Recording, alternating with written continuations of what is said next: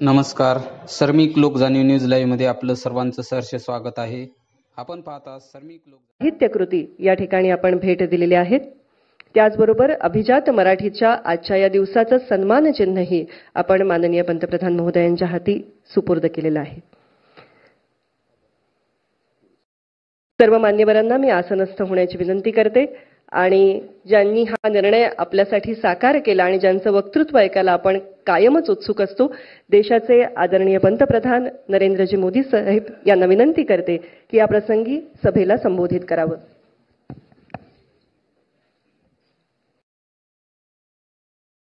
महाराष्ट्र के गवर्नर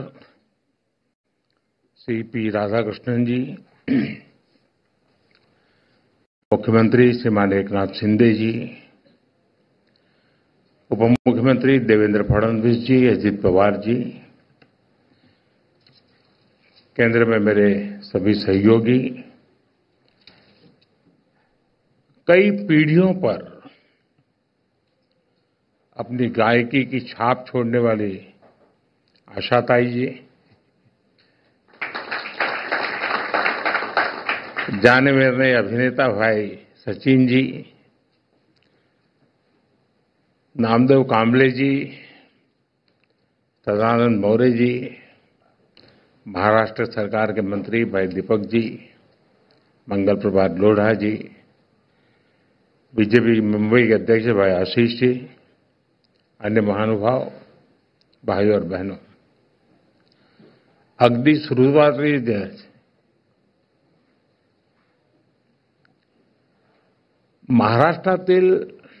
महाराष्ट्राबाहेरील आणि सर्व जगातील मराठी भाषक मंडळीचे मराठी भाषेला अभिजात भाषा म्हणजे क्लासिकल लँग्वेजचा दर्जा मिळाल्याबद्दल अतिशय मनापासून अभिनंदन करतो.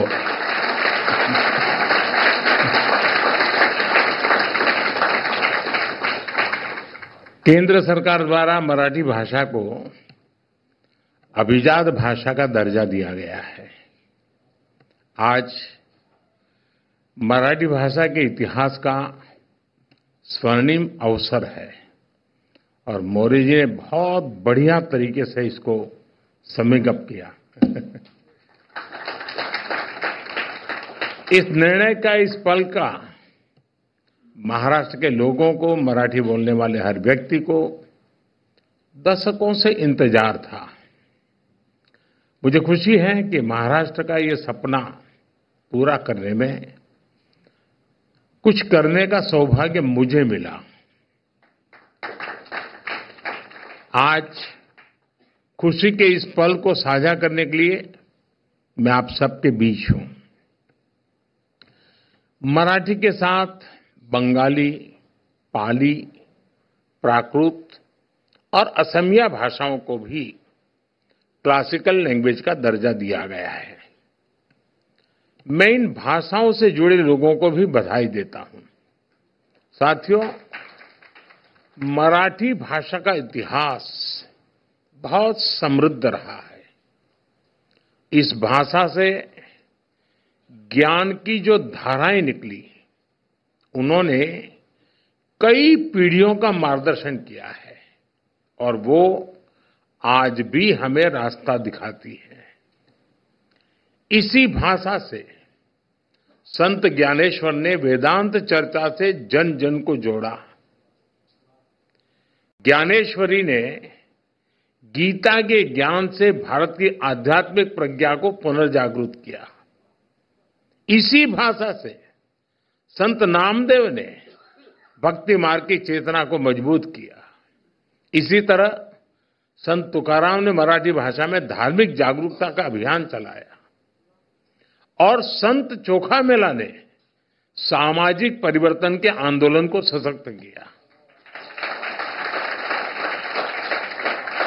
आज महाराष्ट्र आणि मराठी धर्म वाढविण्या थोर संतान मी साष्टांग दंडवत करतो.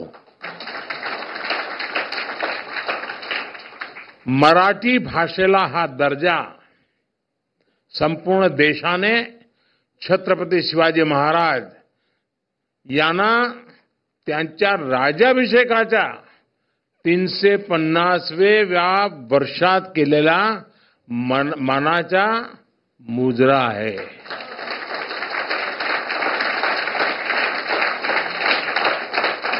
साथियों, भारत के स्वतंत्रता संग्राम का इतिहास मराठी भाषा के योगदान से समृद्ध होता है। महाराष्ट्र के कई क्रांतिकारी नेताओं और विचारकों ने लोगों को जागरूक और एकजुट करने के लिए मराठी भाषा को माध्यम बनाया। लोकमान्य तिलक ने मराठी समाचार पत्र केसरी के द्वारा विदेशी सत्ता की जड़ें हिला दी थी। मराठी में दिए गए अनेक भाषणों ने जन जन में स्वराज पाने की ललक जगा दी थी। मराठी भाषा ने न्याय और समानता की लड़ाई को आगे बढ़ाने में अहम योगदान दिया।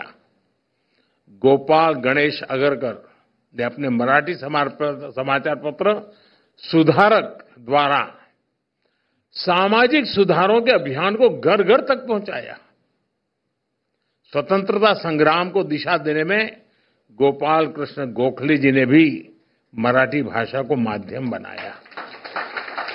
साथियों, मराठी साहित्य भारत की वो अनमोल विरासत है जिसमें हमारी सभ्यता के विकास और सांस्कृतिक उत्कर्ष की गाथाएं सुरक्षित है। महाराष्ट्र में मराठी साहित्य के द्वारा ही स्वराज, स्वदेशी, स्वभाषा और स्व संस्कृति की चेतना का विस्तार हुआ। स्वतंत्रता आंदोलन के दौरान शुरू हुए गणेश उत्सव और शिव जयंती के कार्यक्रम, वीर सावरकर जैसे क्रांतिकारियों के विचार, बाबा साहब आंबेडकर का सामाजिक समता आंदोलन, महर्षि कर्वे का महिला सशक्तिकरण अभियान, महाराष्ट्र का औद्योगिकरण, कृषि सुधार के प्रयास, इन सब की प्राण शक्ति मराठी भाषा थी।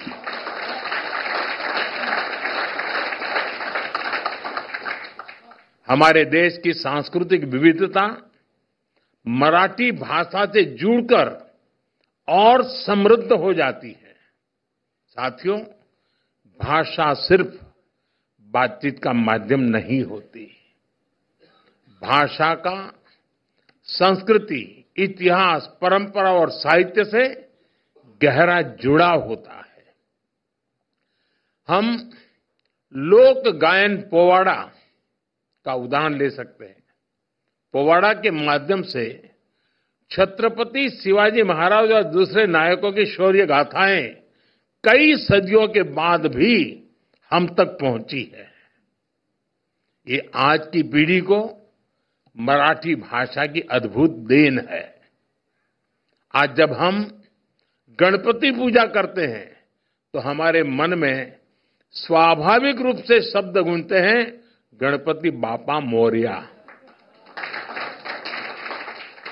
ये केवल कुछ शब्दों का जोड़ नहीं है, बल्कि भक्ति का अनंत प्रवाह है। यही भक्ति पूरे देश को मराठी भाषा से जोड़ती है। इसी तरह श्री विठ्ठल के अभंग को सुनने वाले भी स्वतः मराठी से जुड़ जाते हैं। साथियों, मराठी भाषा को यह गौरव दिलाने के लिए मराठी साहित्यकारों, लेखकों, कवियों और असंख्य मराठी प्रेमियों ने लंबा प्रयास किया है। मराठी भाषा को क्लासिकल लैंग्वेज की मान्यता के रूप में कई प्रतिभाशाली साहित्यकारों की सेवा का प्रसाद मिला है। इसमें बाळ साथी जांभेकर, महात्मा ज्योतिबा फुले, सावित्रीबाई फुले, कृष्णाजी प्रभाकर खाडिलकर, केशव सूत, श्रीपाद महादेव माटे, आचार्य अत्रे, शांताबाई शेडके, गजानन दिगंबर माडगुळकर, कुसुमाग्र जैसी विभूतियों का योगदान अतुलनीय है। मराठी साहित्य की परंपरा केवल प्राचीन ही नहीं बल्कि बहुआयामी है। विनोबा भावे, श्रीपाद अमृत डांगे, दुर्गाबाई भागवत, बाबा आमटे, दलित साहित्यकार दया पवार, बाबा साहब पुरंदरे जैसी कई हस्तियों ने मराठी साहित्य में महत्वपूर्ण योगदान दिया है।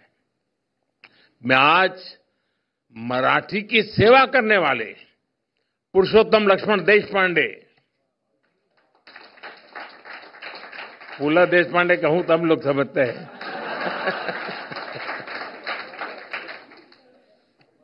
डॉक्टर अरुणा ढेरे, डॉक्टर सदानंद मोरे,